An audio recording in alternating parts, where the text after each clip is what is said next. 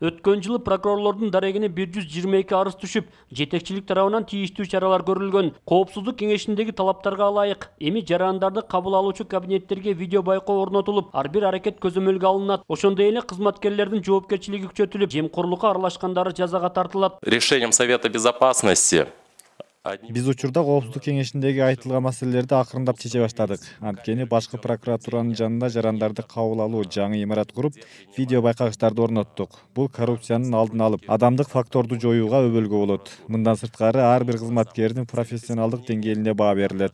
задач Буга чейин ар кандай жагдайлар менен токтотулган кылмыш иштери жанданып, күнөөлүүлөр ээлеген кызматына карабай жоопкерчиликке тартылат. Анткени президент тарабынан башкы көзөмөл органына тапшырма берилип, учурда иликтөө иштери жүрүүдө. Мындан сырткары аймактагы экономикалык, муниципалдык багыттагы кылмыш иштери да тыкыр текшерилип, себепсиз өндүрүштөн алынгандары кайра козголот. Генеральная прокуратура, обобщив Башкы прокуратуранын тергөөнү көзөмөлдөө бөлүмү республика боюнча токтотулган же кыскартылып кеткен кылмыш иштерин кайрадан иликтөө максатында тиешелүү тапшырмаларды бердик. Алар боюнча жыйынтыкты прокурорлор ушул жылдын 1-июнуна чейин чыгарышы керек. Эгерде кандайдыр себептерден атылган кылмыш мыйзамдуу баа берилбесе, тийиштүү чараларды көрөбүз. данных уголовных дел 2-3 жыл мурун козголгон коомчулуктагы резонанс жараткан кылмыш иштери ушул күнгө чейин аягына чыкпай келет. Алсак мурунку транспорт министри Нурлан Сулайманов, депутат Музафар Исаков жана бир катар бийликке кыттаган саясатчыларга сот өкүмү чыга элек. Андыктан бийлик коррупция менен тандалма күрөш жүргүзүп жатат деген пикирин жарандык активисттер билдирет. Коррупцияга каршы күрөш деген сөз бул өзүнүн саясий оппоненттерин, өзүнүн саясий атаандаштарын куугунтукта алуу жана тандалма жүрүп атат да.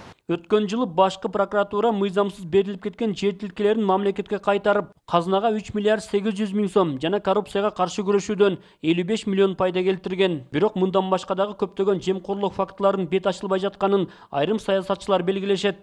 Мурдагы иштерди кайра карагыла, коррупция менен күрөшкүлө деген команданы бергенибиз бул туура эмес жол деп эсептелет. Сот реформасын жасайлы, укук коргоо органдарынын реформасын жасайлы.